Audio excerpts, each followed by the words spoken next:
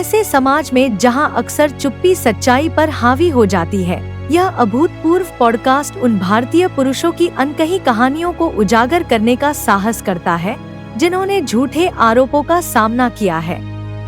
न्याय के लिए एक अथक आवाज विनोद तिवारी द्वारा होस्ट किया गया पॉडकास्ट सामाजिक और कानूनी पूर्वाग्रहों से जूझ रहे लोगों के कच्चे और वास्तविक अनुभवों पर प्रकाश डालता है। सम्मोहक साक्षात्कारों, दिल को छू लेने वाले आख्यानों और आंखें खोलने वाली चर्चाओं के माध्यम से हमारा उद्देश्य पक्षपातपूर्ण कानूनों के पीछे छिपी वास्तविकताओं और निर्दोष लोगों के जीवन पर विनाशकारी प्रभाव को उजागर करना है। चाहे वह अपने नाम साफ करने की लड़ाई हो या झूठे आरोपों के भावनात्मक बोझ से जूझना हो, ये कहानियां लचीलेपन, आशा और सुधार की तत्काल आवश्यकता पर प्रकाश डालती हैं।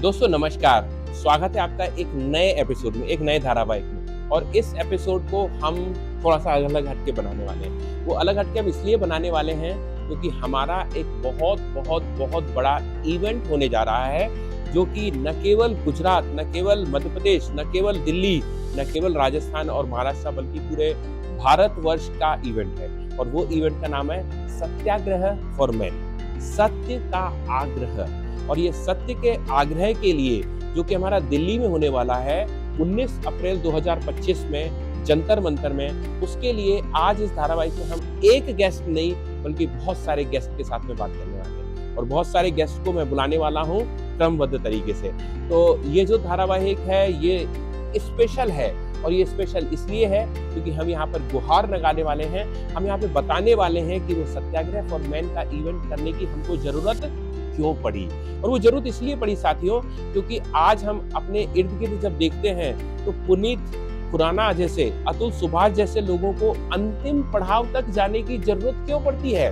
उस अंतिम पड़ाव पे जाने के पहले बहुत सारे पहले पड़ाव हैं, और बहुत सारे पहले पड़ावों में आती है सबसे पहले अपनी खुद की अच्छी खेलती हुई गृहस्थी। यदि वहां से दिक्कत होती है तो आदमी बाहर निकल करके पहुंचता है पुलिस के पास में। पुलिस से उसे निराशा मिलती है तो वो तीसरे स्टेप पे जाता है, वो है जज वाला। फिर उससे अपने दोस्त, रिश्तेदार, ऑफिस, पड़ोसी, मोहल्ला, रिश्तेदार, समाज, ये सब जगह से उसे नहीं मिलता कुछ न्याय, नहीं मिलती कुछ समस्या का निदान, तो फिर वो जाकर के अंतिम पड़ाव पर पहुंच जाता है। वो अंतिम पड़ाव होता है आत्महत्या। हम नहीं चाहते एक और आदमी को खोना, हम नहीं चाहते एक पुरुष को खोना, और इसलिए हम चाहते हैं कि आत्महत्या करने से पहले उसे अपनी आवाज बाहर निकालनी है। और इसीलिए हमारा धारावाहिक है झूठे आरोपों का सच, अनवीलिंग फॉल्स एलिगेशन, जहां पर हम पुरुषों की अनकही कहानियों को बाहर निकालने का काम करते हैं। दोस्तों इसमें जो कानून हमारा था वो कानून बना था 1973 में, जो कि हमने ही कानून बनाया था अपने यहाँ की स्त्रियों को बचाने के लिए, संभालने के लिए, क्योंकि उस वक्त की स्थिति अलग थी। उस वक्त एक नारी अबला नारी थी और उसे हमें सेव करना था, प्रोटेक्ट करना था। कई सारे कानून बना करके हमने उन्हें प्रोटेक्ट किया। लेकिन आज हम हैं 2025 में, तो वो नारी जो अबला थी वो अब सबला बन चुकी है। और इस वक्त में वह कानून सेम जो 1973 के थे वो अब काम नहीं करेंगे। अब वही नारी वही कानूनों को लेकर के हमारे खिलाफ चला रही है। तो इसलिए हमको कानूनों में बदलाव की जरूरत है। और दरअसल अभी बड़ी मजेदार बात हुई कि मैंने एक शख्स से जब अबला और सबला के बारे में कहा तो वो कहते हैं मैं मानता ही नहीं हूँ, नारी पहले अबला थी और अभी भी अबला है, अभी नहीं बनी सबला। मैंने उन्हें लाख समझाया फिर भी नहीं समझे, तो मैंने उन्हें एक उदाहरण देके समझाया। वो उदाहरण मैं आपको भी बताता हूँ। देखिए, पहले जो नारी थी वो अबला इसलिए थी कि जब पूरे महीने का आप राशन का पैसा उसको देते थे तो वो 10, 15, 20, 30 दिन तक यूज करती थी पैसा, और जब पैसा खत्म हो जाता था 30 दिन बाद, तब वो कहती थी अब ला, अबला पैसा ला, अबला अगले महीने के लिए राशन के लिए पैसे ला, तो अबला थी। लेकिन अब की नारी क्या है कि आप उसे पूरा पैसा दे देते हैं तो उसके बाद में भी वो कहती है सबला, पूरा पैसा ला, यानी अपने पास कुछ मत छोड़। अबला वाली बात नहीं बची, अब सबला वाली बात हो रही है। तो वो यहाँ पर एलिमनी के बहाने, 125 मेंटेनेंस के बहाने, डोमेस्टिक वायलेंस के बहाने आपसे सब कुछ लेना चाहती है, और वो सबला नारी आज सक्षम है। दोस्तों, इसी मुहिम को हम आगे बढ़ाते हैं। आज हमारे साथ में बहुत सारे मेहमान आने वाले हैं, और इसी वक्त हमारे साथ में जुड़ रहे हैं बांकेलाल जी प्रजापति। बांकेलाल जी प्रजापति का हम स्वागत करते हैं। बांकेलाल जी प्रजापति मूलतः मध्य प्रदेश ग्वालियर के रहने वाले हैं। यस बांकेलाल जी, बोलिए, क्या बोलना चाहते हैं? मैं Bankelal Prajapati, post graduate engineer from Gwalior. मैं समस्त भारतवर्ष के पुरुष समाज से आग्रह करना चाहता हूं कि हमारा एक 19 अप्रैल 2025 को दिल्ली जंतर मंतर पर एक प्रदर्शन होने जा रहा है। वो प्रदर्शन जो है पुरुष आयोग बनाने के लिए किया जा रहा है, क्योंकि समाज में महिलाओं के द्वारा पुरुषों के प्रति काफ़ी सारे अत्याचार और अन्याय कोर्ट के द्वारा भी किए जा रहे हैं पुरुषों के प्रति, जिसको रोकने के लिए पुरुष आयोग बनना बहुत आवश्यक है। और महिला आयोग पहले से बना हुआ है, तो आज की जो मांग है पुरुष आयोग की वो बहुत जरूरी है। तो इसको सफल बनाने के लिए, इस संयुक्त प्रदर्शन को सफल बनाने के लिए समस्त भारतवासियों से आग्रह है, निवेदन है, रिक्वेस्ट है कि वहाँ 19 अप्रैल 2025 को दिल्ली जंतर मंतर स्थित पहुंचकर सफल बनाएं। वाह बांकेलाल जी, आपने बहुत बढ़िया बात कही। इन्होंने एक प्रांत नहीं, एक स्टेट नहीं, एक सिटी नहीं, बल्कि पूरे भारतवासी के पुरुषों को वहां पर आने के लिए निवेदन किया है। Thank you so much. और उन्होंने एक और बहुत अच्छी बात कही, महिलाओं ने हमारे साथ में बहुत अन्याय किया है। दोस्तों, अन्याय के बारे में कई सारे लोगों में भ्रांतियां फैली हुई है। अन्याय का मतलब लोग समझते हैं अन्य आय, सेकंड इनकम, अन्य आय। ये वो अन्य आय नहीं है, ये अन्याय है जो महिलाएं पुरुष के ऊपर कर रही हैं, और इससे हमें बचने के लिए पुरुष आयोग जरूरी है। इसी क्रम को आगे बढ़ाते हुए हमारे साथ में दूसरे साथी जुड़ रहे हैं, जो हैं लक्ष्मण पतास्कर जी, जो हैं मध्य प्रदेश भोपाल से। स्वागत है लक्ष्मण जी, अपनी बात कहिए। मैं लक्ष्मण पाटस्कर भोपाल मध्य प्रदेश से हूँ। मेरी उम्र लगभग 60 वर्ष की है ना। मेरे इस उम्र के पड़ाव में मेरी पत्नी ने मेरे ऊपर झूठे मुकदमे किए। मेरे 2 बेटे हैं। मुझे भाई वेलफेयर सोसाइटी की तरफ से सहयोग मिला भोपाल, उसके वजह से आज मैं आपको जीवित दिख रहा हूँ। नहीं, मैं भी सुसाइड कर लेता। ये भारत का कानून एक तरफा होने की वजह से पुरुषों की कहीं कोई सुनवाई नहीं हो पाती है। पुरुष हताश हो जाता है, आत्महत्या करने के लिए मजबूर होता है। 19 अप्रैल 2025 को दिल्ली में हमारा सत्याग्रह आंदोलन है। उसके लिए अधिक से अधिक संख्या में पीड़ित पुरुष आयोग बनाने की मांग के लिए पहुंच रहे हैं, और अधिक से अधिक संख्या में पहुंचें, जिससे शासन के हमारी मुसीबतों की, परेशानियों की ओर, पीड़ित पुरुषों की समस्याओं की ओर ध्यान आकर्षित हो, और पुरुष आयोग बनाने के लिए शासन अपना ध्यान आकर्षित करे। इससे भावी युवा पीढ़ी जो आज मौत को गले लगा रही है ना, वो अपना भारत देश की युवा पीढ़ी भविष्य होती है। आज महिलावादी कानून के पीछे उसका जीवन बर्बाद हो रहा है। उसी के वजह से उनके द्वारा ससर्ग से उत्पन्न बच्चे वो नरक भोगने को मजबूर हैं।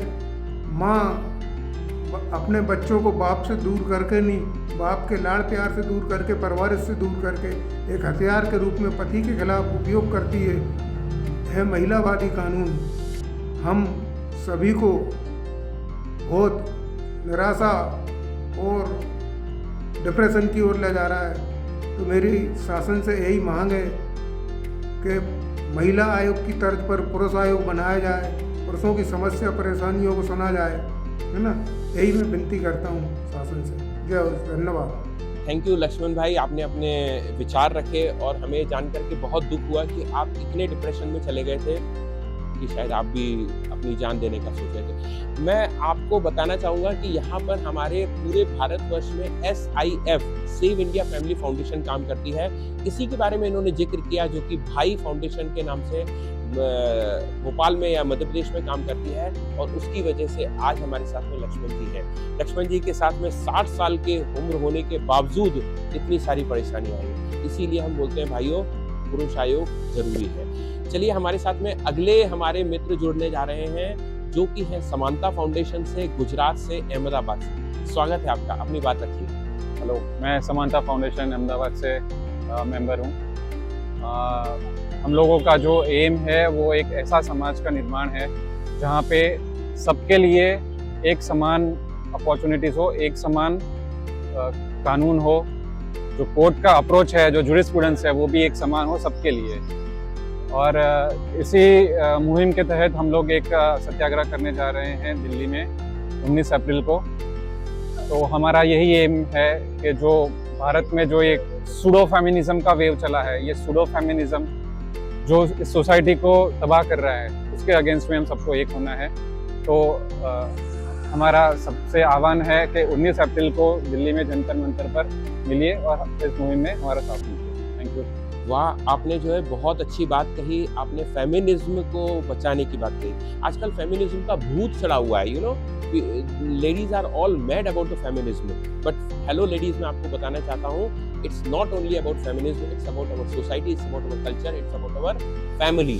पहले वो आती है, उसके बाद में आपको फेमिनिज्म आनी चाहिए। और आपने जो बोला कि समानता फाउंडेशन के साथ में जुड़े हुए, समानता फाउंडेशन बहुत सारे लोगों को मदद कर रहा है गुजरात में, अहमदाबाद में। दोस्तों, हमारे साथ में अगले साथी जो जुड़ने जा रहे हैं वे हैं शाहिद भाई, विदिशा से, मध्य प्रदेश से। यस शाहिद भाई, बोलिए। जी नमस्कार दोस्तों, मैं मध्य प्रदेश विदिशा का रहने वाला हूं। मेरा नाम शाहिद है और 19 तारीख को जो पूरे सत्याग्रह होने वाला है उसके बारे में मैं आपसे ये विनती करना चाहूँगा कि जितने भी लोग आ सकें सत्याग्रह में आइए, क्योंकि मैं और मेरे जैसे कई लोग इस देश में इस उत्पीड़न से जो लोग परेशान हो रहे हैं, तो आप भी आकर इस सत्याग्रह को आगे बढ़ाएं ताकि सरकार हमारी इस चीज़ को देख सके और इस चीज़ को समझ सके कि पुरुष आज के ज़माने में कितना परेशान है और कितनी परेशानियों से हम लोग गुज़र रहे हैं। मगर ये समझने को आज के दौर में ये कि कोई समझ नहीं पा रहा है कि आज चल क्या रहा है, पुरुष किस तरीके से इन चीज़ों का शिकार हो रहा है। और ये यहाँ की नहीं, हर जगह ये समस्या है। तो जब तक हम एक साथ नहीं आएंगे, एक साथ आकर सरकार को नहीं जगाएंगे कि पुरुष आयोग कितना ज़रूरी है इस देश में, उसके ज़रिए हम अपना ये संदेश सरकार तक पहुंचा सकते हैं, ताकि हम जैसे कई लोग जिस उत्पीड़न से गुज़र रहे हैं वो इन चीज़ों का सामना, कुछ लोग जो इन चीज़ों का सामना नहीं कर पा रहे हैं, जैसे कि कई केसेस आ चुके हैं, कई लोगों ने सुसाइड किया है। मगर अगर ऐसा ही चलता रहा तो ये सुसाइड और ये आत्महत्याएं चलती रहेंगी, मगर इन पर कोई भी ध्यान नहीं दिया जाएगा। अगर ये सत्याग्रह की शुरुआत नहीं हुई तो सत्याग्रह के साथ साथ हम लोग जो 19 अप्रैल को दिल्ली में आकर सत्याग्रह कर रहे हैं, आप लोग भी हर जगह से आए और हम लोगों का सपोर्ट करें, ताकि ये आज के ज़माने में जो पुरुष इन परेशानियों से गुज़र रहा है, इन उत्पीड़नों से गुज़र रहा है, ताकि उनको कुछ सपोर्ट मिल सके। तो आप लोगों से मेरा कहना यही रहेगा कि आप ज़्यादा से ज़्यादा आएँ और इस सत्याग्रह का हिस्सा बने, ताकि पुरुष के लिए एक सहयोग, एक शासन से हम जो अनुरोध कर रहे हैं वो एक ज़रूरी हो सके। तो लास्ट में बस यही कहना चाहूँगा कि शौक नहीं मजबूरी है, पुरुष आयोग ज़रूरी है। जय हिंद साथियों। तो शाहिद भाई, आपने बिल्कुल सही कहा कि सरकार की कानों में बात जब जाएगी जब हम एकजुट होकर के बहुत सारे लोग आएंगे और सत्याग्रह का हिस्सा बनेंगे। और आपने जो बोला कि जिस तरीके से लोग कितनी ज़्यादा परेशानियां झेल रहे हैं और आत्महत्या कर रहे हैं, ये शायद लोगों को नहीं पता, उसका अंदाज़ा भी नहीं है, सरकार को भी नहीं पता। इसलिए हम मांग करते हैं कि आप बहुत ज़्यादा से ज़्यादा यहाँ पर संगठित हों, एकत्रित हों और हम इस सत्याग्रह फॉर्मेट को सफल बनाएं। इसी श्रृंखला को हम आगे बढ़ा रहे हैं और इस श्रृंखला में आगे बढ़ते हुए हमारे साथ में जुड़ रहे हैं वसंत भाई, जो कि गुजरात से हैं, अहमदाबाद से। वसंत भाई, यस वसंत भाई, आपका स्वागत है, अपनी बात रखिए। नमस्कार, जय हिंद, जय भारत। मैं गुजरात समानता फाउंडेशन अहमदाबादी हूँ वसंत भाई। આપ સર્વને વિનંતી કરું છું કે અત્યારે હાલની કન્ડિશનમાં પુરુષો પર ઘણો બધો અત્યાચાર થાય છે અને પુરુષોની વેદના કોઈ સાંભળવાળો નથી, જેથી કરીને આજે આપણે દિલ્હીની ટીમ જે 19 એપ્રિલે જે કાર્યક્રમ કરે છે જંતર મંતર ઉપર, તેમાં વધુથી વધુ વ્યક્તિઓ આવો, જેથી કરીને આપણા પુરુષો પર થયેલા અત્યાચાર રોકે અને જૂઠી કેસ કરવાવાળી મહિલાઓ પર કાર્યવાહી થાય। જય हिंद। वसंत भाई, आपने सही कहा कि पुरुषों पे बहुत अत्याचार हो रहे हैं, बहुत अत्याचार हो रहे हैं, और आपने ये बात को उठाया है और लोगों से आग्रह किया है। सही बात है, ज़्यादा से ज़्यादा जब हम पहुँचेंगे तभी अत्याचार के बारे में लोगों को पता लगेगा, और इसीलिए हम सभी लोगों को आग्रह करते हैं कि गुजराती में भी आप समझिए और आइए गुजरात वाले में भी। हमारे साथ इसी श्रृंखला में जो आगे जुड़ने जा रहे हैं उनका नाम है मिस्टर नीरज नामदेव। नीरज नामदेव भाई आते हैं SIF भाई संस्था से, भोपाल से। स्वागत है आपका, अपनी बात रखिए। मैं टीम SIF खुराई से नीरज नामदेव। भाइयों, एक तरफा महिलावादी कानून के खिलाफ एक जंग जो कि 19 अप्रैल को दिल्ली में जंतर मंतर में धरना प्रदर्शन हम लोग कर रहे हैं।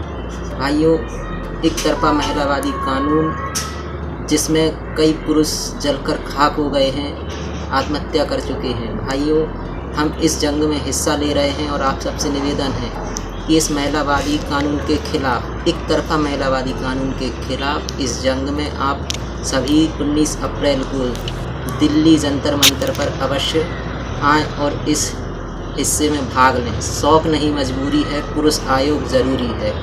हर अबला नारी नहीं, हर पुरुष अत्याचारी नहीं।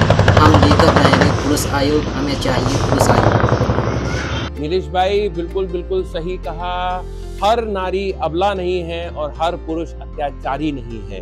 ये जो जिस तरीके का मानसिक उत्पीड़न हो रहा है लोगों के ऊपर में महिलाओं के एक तरफा कानून की वजह से, उसके लिए हमें करना बहुत बहुत ज़रूरी हो गया है, और यही एक मौका है।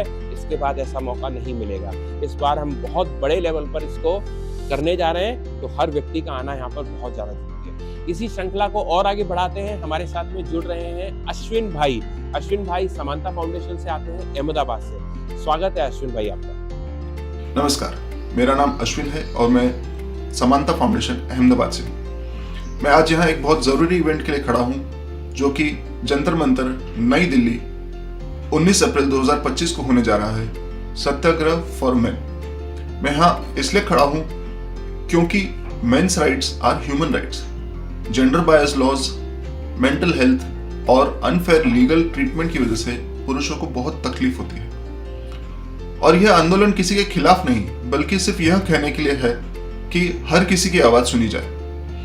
पुरुष आयोग का गठन हो ताकि हमको भी निष्पक्ष तरीके से सुना जा सके। मेरी आपसे अपील है कि यह सिर्फ पुरुषों का मुद्दा नहीं, सभी का मुद्दा है, और जब समाज में हर किसी का साथ न्याय होगा तभी असली समानता आएगी। हम यहाँ बदलाव की शुरुआत करने के लिए खड़े हैं और आपका समर्थन जरूरी है। शौक नहीं मजबूरी है, पुरुष आयोग जरूरी है। धन्यवाद। भाई, आपने सही बात रखी कि यह किसी के खिलाफ नहीं है। लोगों का ये सोचना है कि हमारा आंदोलन लेडीज के खिलाफ है। नहीं, हम लेडीज के खिलाफ नहीं है। हमारा आंदोलन एक सभ्य समाज, एक समानता वाला समाज करने के लिए है। इसमें हम लेडीज के खिलाफ नहीं है। हम तो पुरुषों की आवाज उठा करके उन्हें भी समान अधिकार दिलाना चाहते हैं। हम ये चाहते हैं कि पुरुष और महिला दोनों के एक चश्मे से, एक नज़र से, एक आस्था से देखा जाए, न कि एक को ऊपर और एक को नीचे रखा जाए। तो ये बात आपने बिल्कुल सही उठाई, और इसी के लिए हमें ये एक सभ्य समाज का, एक अच्छे समाज का निर्माण करने के लिए पुरुष आयोग होना बहुत जरूरी है। इसी श्रृंखला को हम आगे बढ़ाते हैं और हमारे साथ में जुड़ रहे हैं अचल बाथम जी, जो कि है भोपाल से, मध्य प्रदेश से। अचल बाथम जी, आपका स्वागत है, रखिए अपनी बात। मैं पुरुष हूँ पर कब तक सहूँ। मैं वही बेटा हूँ जो कंधों पर सपने लिए चलता है, पर झूठा इल्जाम लगे तो माँ का आंचल भी भीगता है। मैं वही भाई हूँ जो बहन की हिफाजत के लिए लड़ता है, पर कानून पक्षपात करे तो मेरी कलाई भी सूनी रह जाती है। मैं वही पति हूँ जो संग साथ वचन निभाता है, पर जब कानून अंधा हो तो बेकसूर की भी अपराधी बन जाता है। मैं वही पिता हूँ जो बच्चों के लिए सब कुछ त्याग देता है, पर जब कानून जकड़ ले तो मेरे ही बच्चे मुझसे छीन लिए जाते हैं। घर की नींव हो, समाज की रीढ़ हो, जिम्मेदारियों का भार हो, हर दर्द सहा है, हर जिम्मेदारी निभाई है, फिर भी अपमान ही पाया है। क्या पुरुष होना इतना बड़ा गुनाह है? क्या उसकी पीड़ा का कोई मोल नहीं है? अगर रिश्तों में खड़ा है पुरुष तो उसके लिए इंसाफ क्यों नहीं है? उसके लिए इंसाफ क्यों नहीं है? इसी इंसाफ की बात करके पुरुषों की बात करने के लिए मैं अचल बाथम एक शिक्षाविद के तौर पे भोपाल के भाई भोपाल समूह जो कि सेव इंडिया फैमिली का एक चैप्टर है उसकी तरफ से आप सभी का स्वागत करता हूं और यह आह्वान करता हूं, अपील करता हूं कि आने वाली 19 अप्रैल 2025 को दिल्ली में हम लोग इसी समानता के अधिकार को, जो कि संविधान ने तो देकर रखा हुआ है लेकिन कानून, प्रशासन और शासन हमें देने को तैयार नहीं है। इस भारत के अंदर बाल आयोग है, वृद्ध आयोग है, महिला आयोग है, जानवरों का आयोग है, प्रकृति का आयोग है, तो पुरुष आयोग क्यों नहीं है? आप समानता की बात करते हैं तो इसी समानता की बात के लिए हम लोग पुरुष आयोग की मांग कर रहे हैं। इस आंदोलन से संपूर्ण जानकारी प्राप्त करने के लिए नीचे दिए हुए नंबर 8882498498 पे कॉल करके इस संपूर्ण जानकारी प्राप्त कर सकते हैं और इस आंदोलन से जुड़ के हमारा साथ दे सकते हैं और पुरुष आयोग को प्राप्त करने में हमारे साथ खड़े हो सकते हैं। Thank you so much, God bless you all. एक कदम बढ़ाइए और पुरुषों के हक में भी जो गलत फैसलों के साथ साथ गलत केसों में फंसे हुए उनको बाहर निकालिए और संकल्प लीजिए कि कोई भी पुरुष अब आत्महत्या नहीं करेगा इन झूठे केसों के साथ साथ। Thank you so much. अचल बाथम जी, बहुत सुंदर तरीके से आपने अपनी बात रखी और वो भी कविता के माध्यम से अपना दर्द लोगों को दिखाया। बहुत सुंदर आपका कविता का आकलन, और मुझे लगता है कि अब तो लोगों को समझ में आएगी कि पुरुष आयोग कितना जरूरी है। और हाँ, आपने एक और बात जो कही वो मुझे बड़ी अपील करी कि संविधान में तो अधिकार दिया गया है समानता का, लेकिन नीचे धरातल पे क्यों नहीं दिया जा रहा?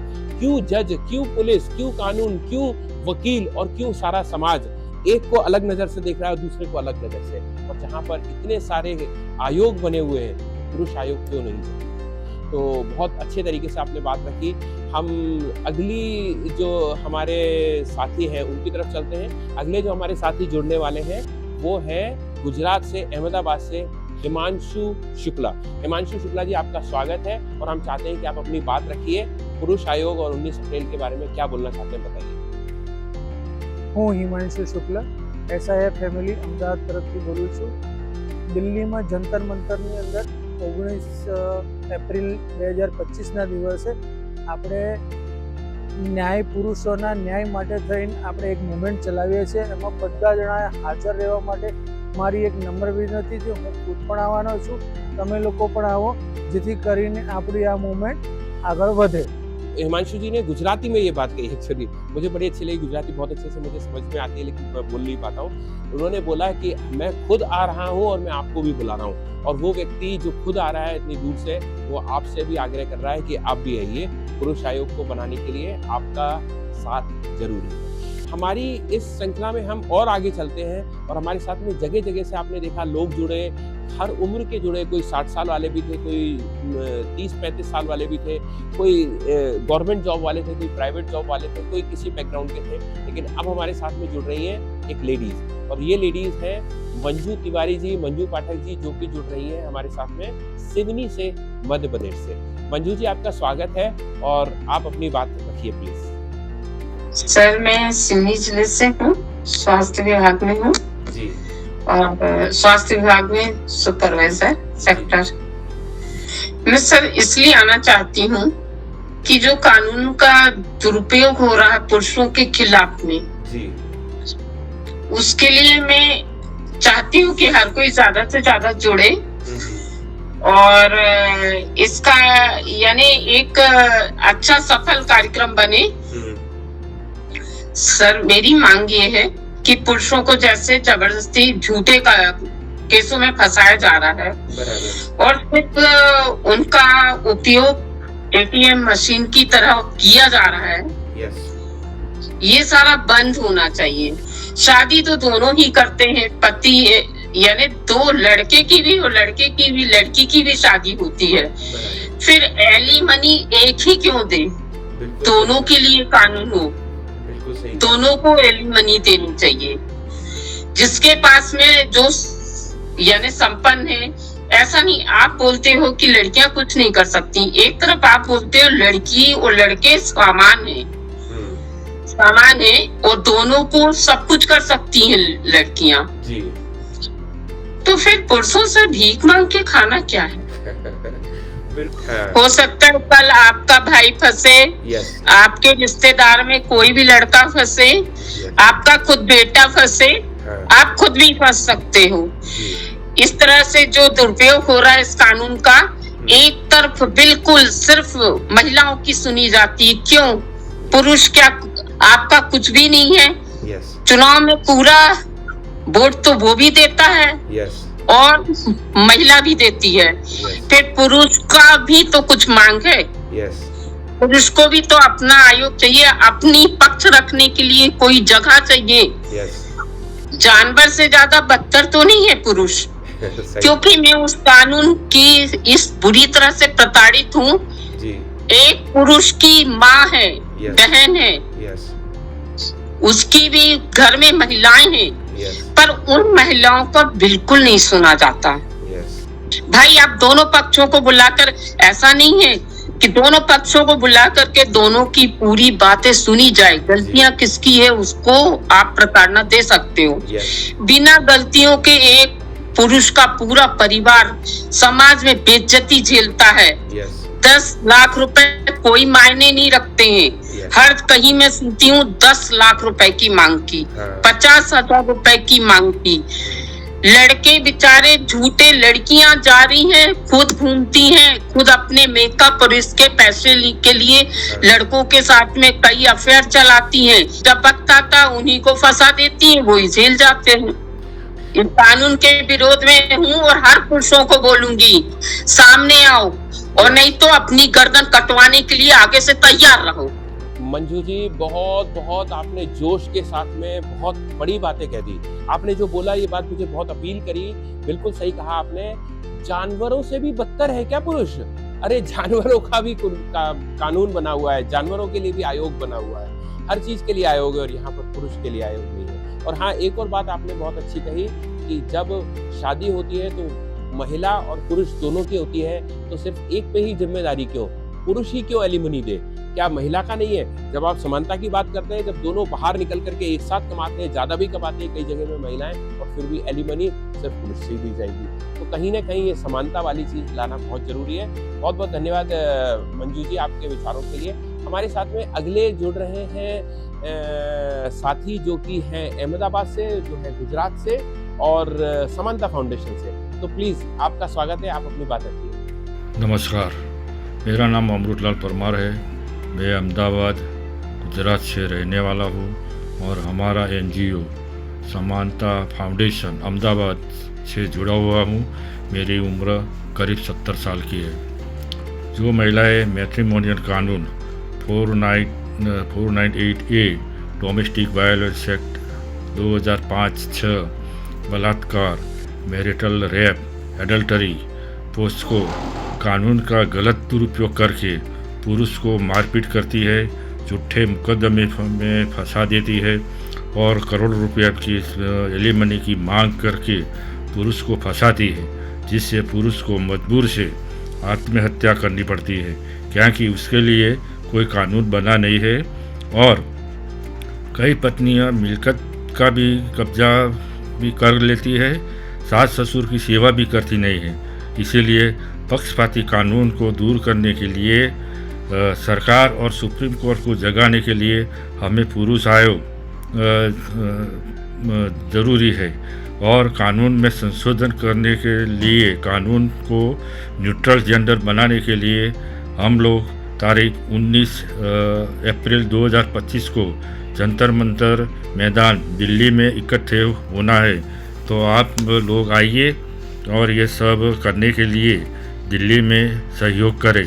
अरे हाँ, आप पत्नी पीड़ित पुरुष के माता बहनों, भाभी, माता पिता सबको साथ लाके हमारा कार्यक्रम सफल बनाइए। वीडियो को ज़रूर शेयर कीजिए। जी नमस्कार।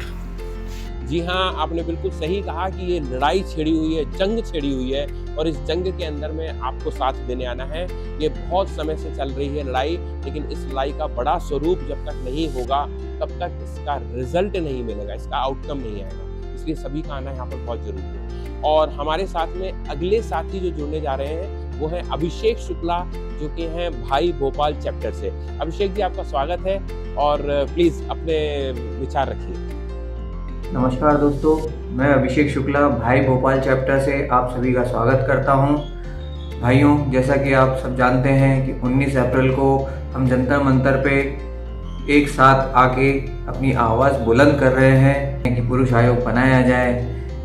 जैसा कि आप सभी जानते हैं कि किस तरह एक तरफा महिलावादी कानून एक कुष्ठ रोग की तरह पूरे देश में बुराई की तरह फैलता जा रहा है। अगर आज हमने इसे नहीं रोका और इसमें बदलाव नहीं लाया, इसके लिए हम इकट्ठा नहीं हुए, तो आने वाली पीढ़ी हमें माफ़ नहीं करेगी। मैं आप सभी से गुजारिश करता हूं, आप सभी से निवेदन करता हूं कि आप सभी 19 अप्रैल को जंतर मंतर पर आएँ, तभी जाके कानून में बदलाव आएगा और हमारे दोस्तों का बलिदान व्यर्थ नहीं जाएगा। तो आइए प्रण करें, आइए 19 तारीख को मिलते हैं। चलो दिल्ली। बहुत बहुत बड़ी बात कही अभिषेक भाई आपने कि यदि हमने अभी कुछ नहीं किया, इस पीढ़ी ने, इस समाज ने इस वक्त में नहीं किया, तो अगली पीढ़ी हमें इस बात के लिए कभी माफ़ नहीं करने वाली। वो कहेगी कि आपने क्या किया, आपने क्यों नहीं आवाज़ उठाई। और हम क्या बोलेंगे, हम टीवी देख रहे थे और मूवी देख रहे थे और बैठ कर के महिलाओं के अत्याचार सह रहे थे घर बैठ कर के, और क्रिकेट मैच देख रहे थे। अरे भाई, बाहर निकलिए और आइए और 19 अप्रैल को जंतर मंतर दिल्ली पहुंचिए, तभी कुछ होने वाला है पुरुष आयोग के लिए। और इस वक्त में हमारे साथ में एक और व्यक्ति लाइन पर जुड़ रहे हैं जिनका नाम है जीशान भाई। जीशान भाई भोपाल से, भोपाल भाई चैप्टर से आ रहे हैं। जीशान भाई प्लीज वेलकम, आपका स्वागत है, अपनी बात रखिए। गुड मॉर्निंग, मेरा नाम जीशान अहमद है। मैं भोपाल मध्य प्रदेश का रहने वाला हूँ। मैं यहाँ पे एक NGO के अंदर कंप्यूटर ऑपरेटर का काम करता हूँ। मैं 19 तारीख को दिल्ली जंतर मंतर सत्याग्रह में भाग लेने जा रहा हूँ, जो कि नेशनल कमीशन फॉर मेंस के लिए है। नेशनल कमीशन फॉर मेन हमारे देश में नहीं है। इसके अभाव से हमारे देश में पुरुष विरोधी कानून और महिलावादी एक तरफा कानून बनते जा रहे हैं। मैं इसलिए जा रहा हूँ क्योंकि मैं भी उन पीड़ित पुरुषों में से एक हूँ जो कि झूठे केस की वजह से परेशान हो रहे हैं। मैं और मेरा पूरा परिवार। मेरी पत्नी ने मेरे ऊपर, मेरे परिवार के ऊपर घर में हुई छोटी सी बात पे बड़े बड़े झूठे आरोपों के साथ केस किए हुए हैं, जिनकी एक तरफा